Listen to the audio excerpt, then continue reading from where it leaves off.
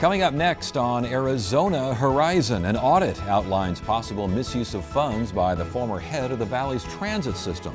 Also tonight, how a local computing research center finds solutions to real-world problems, and we'll discuss how the arts are helping veterans. That's next on Arizona Horizon.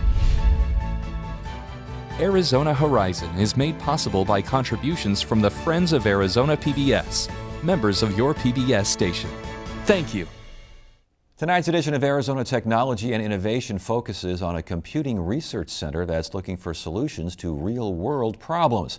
ASU's Center for Cognitive Ubiquitous Computing, or CUBIC, involves machine learning and pattern recognition, human-computer interaction, and haptics, which is a science dealing with the sense of touch.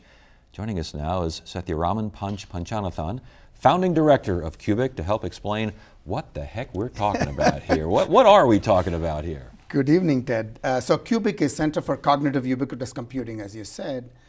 Jargons aside, what it is basically when we envisioned it in the year 2000, which is now many years ago, we said if the world is going to be surrounded by computing devices on you, potentially inside you, and on you is becoming a lot of reality these days, and around you in the environment, a lot of computing devices.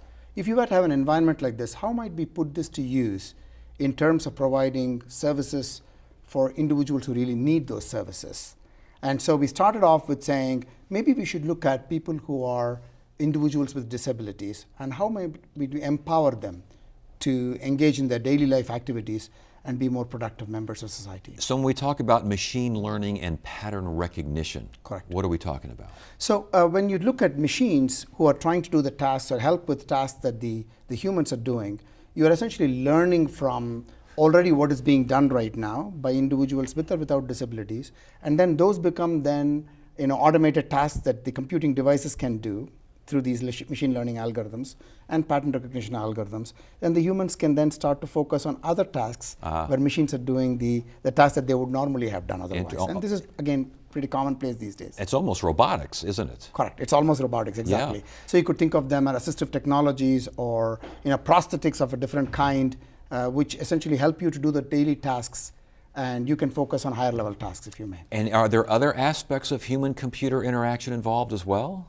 Oh, absolutely. So when you talk about human-computer interaction, it means that you're able to provide the interfaces with the human naturally as possible.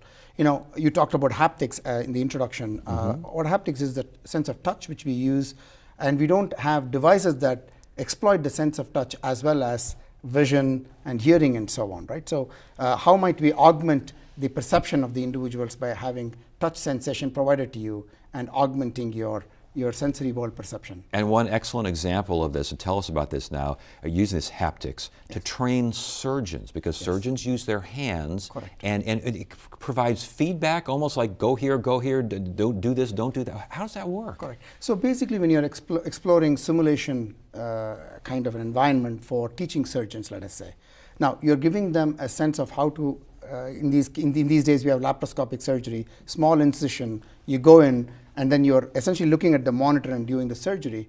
What you want to provide then is a sense of feedback, touch feedback, so that when you're touching some tissue or you're touching an organ, you get a sense of feedback you would get normally when you're actually touching the tissue or the organ. Interesting. So but you have to be trained a little bit beforehand, correct? Correct.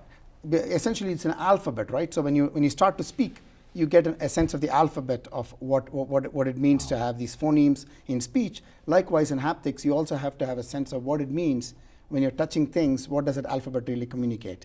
So what do these sensations really mean? So there's a training process to get a sense of that understanding. That's fascinating. And I also read that this haptics is used to help the visually impaired, which makes sense. You emphasize one sense to make up for deficiencies in another. Correct, exactly. So we started out working with individuals who are blind and visually impaired.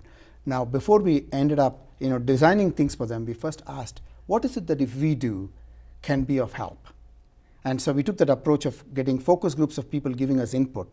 And one of the things that they said to us in the very early stages is, don't start adding more stuff in the auditory sense, because that is being used to get a sense of the perception of the environment. So we said, okay, what might we do to augment the perception? So we said, let's use haptics. Why not we communicate through vibrotactile sensors or actuators, things that will augment their perception. So give me an example of how that. Are you wearing gloves again, or so how what do you It could got? be gloves. It could be also a belt that we designed. So let us say you're facing me right now, and my cameras and my glasses recognize and say Ted is in front of you. And then now I want to know how far is Ted from me? Is Ted looking at me? Because I don't want to start conversing with you unless you're looking at me. Right. And then let us say you move from here to here, then my vibrotactile motor on my belt will start to vibrate here and then start to vibrate here. Oh, I So it gotcha. shows that Ted has moved to your right now. So you turn and then you face and then you start to talk to the person. That's amazing. But what about if Ted starts frowning, or Ted starts yawning, or starts nodding off because he's bored? I mean, how do you get facial reactions out of this? That's a very good question, Ted. So what we're doing right now is recognizing these facial expressions by processing the video that we get from the cameras, and then communicating that expressions through various mechanisms.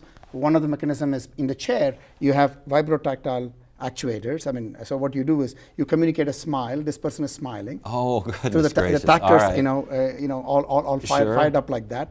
Or the person is frowning, so use this emoticons, for example. I was going to say, you basically got emojis on Got your emojis, belt, exactly, don't you? yeah. Are these? Is some of this stuff going to market? I mean, are we seeing some real world solutions, but a real world market for this sort of thing? Correct. So the early stages of the readers that we developed for being able to read documents is something that we have seen the companies pick up and build products around. What we are working on right now is the emotion recognition and communicating through haptics. So we have spun off a company which then is going to look at possibilities of manufacturing this for applications like motor rehabilitation is one application that we are looking at. How might we help people who are injured and who are rehabilitating and motivating them to rehabilitate by stimulating them through this vibrotactile sensors as one such application. Wow. Well, congratulations on this, and good luck with you. continued success, because I got a funny idea. Some of these ideas are headed for market, and they're going to be very successful. We hope so. Good to see you again. Thank you so much, Ted, again. Yeah.